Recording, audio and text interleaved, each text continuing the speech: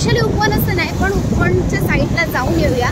So त्यासाठीच आजचा blog असेल हा माझा उपवनचा किंवा जाणाऱ्या रस्त्यांचा किंवा आजूबाजूचा परिसर पावसामध्ये कसं दिसतं. आणि पाऊस आला तर ब्लॉग कदाचित थांबू शकतो. सो बघूया आपण आजच्या ब्लॉगमध्ये काय काय शूट करता येते. चला तर मग सुरुवात करूया. पाहू शकता तुम्ही पावसाचं पूर्ण वातावरण झाले, ढग पूर्ण खाली उतरले बघू शकता. बघा पूर्ण आणि पाऊस आलेलाच आहे. उपवनला जाण्यासाठी हा 22 नंबरचा सर्कल क्रॉस नाही करायचा आहे. आता मी लेफ्ट साईडला वळणार आहे, बट पाऊस आलाय. सो पाहूयात मी पुढे ब्लॉग कंटिन्यू शूट करते की नाही ते. पण असं पावसात मला ब्लॉग शूट करायचा आहे, कारण पावसातून असं राईड करायचा पण एक आनंद वेगळा असतो. सो चला.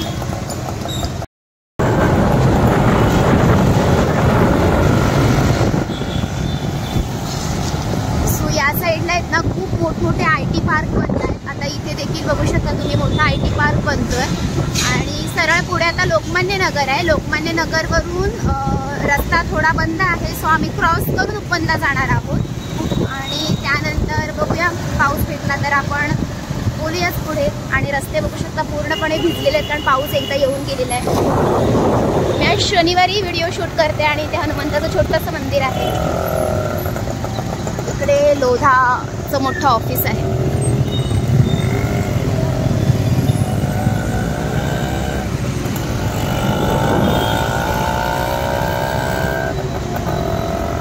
हा एवढा पाऊस जर पडला तर किती पडू शकतो, कारण ढग बघू शकता तुम्ही.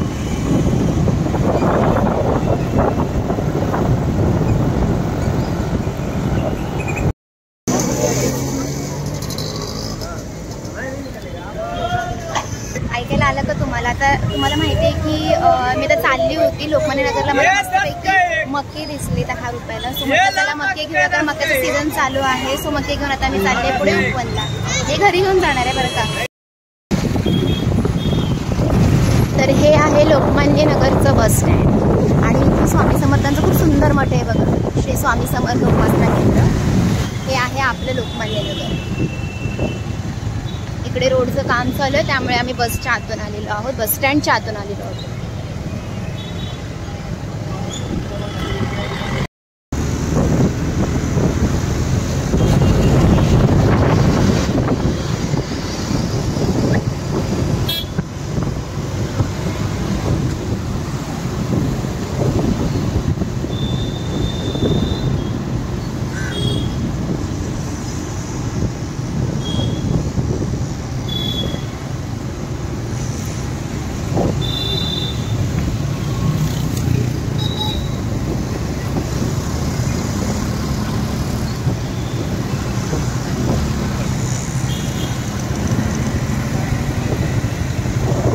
आपण फायनली उपवनच्या रोडला आलेलो आहोत. तिथे मागे स्वामी समर्थांचं मठ तुम्हाला मी दाखवलं आणि हनुमंताचं पण सुंदर मंदिर आहे बाजूला शिवाईनगरला. तर आता आपण इथूनच एक रोड या साईडला जो जाणार आहे तो येऊरला जाणार आहे आणि आपण सरळ उपवनला जाणार. बाहेरून तुम्हाला उपवनचा थोडासा व्ह्यू दाखवेल, आतमध्ये जाणार नाही, बिकॉज मी उपवनचा ब्लॉग स्पेशली नंतर बनवणार आहे जेव्हा पावसाळा पूर्णपणे येईल. सो हा नॉर्मल आपला ठाण्याचा ब्लॉग होता जो ट्रॅव्हल करताना मी बनवत होती. सो चला आपल्याला तुम्हाला मी बाहेरून उपवन दाखवते आता.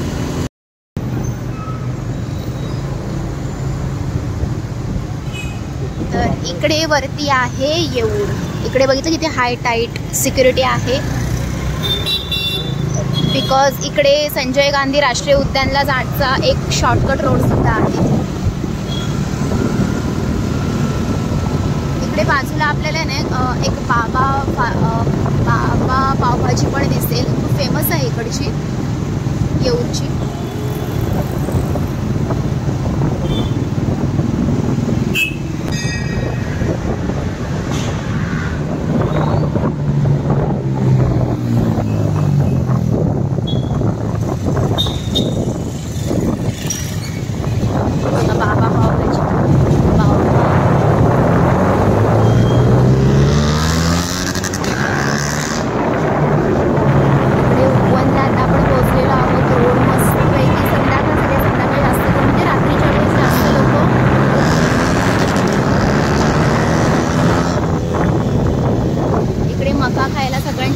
वाव, फाउंटन बघा, छान वाटते.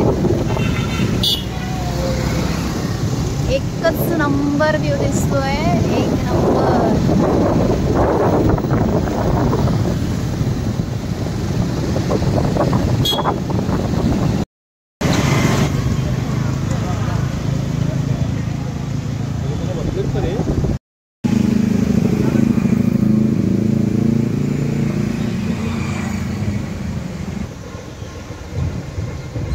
आपण आता हे जे बघतोय ना याला मिस्ट बोलतात. प्रोजेक्टरवरती याच्यावरती ना वेगवेगळ्या प्रकारचं दाखवलं जातं.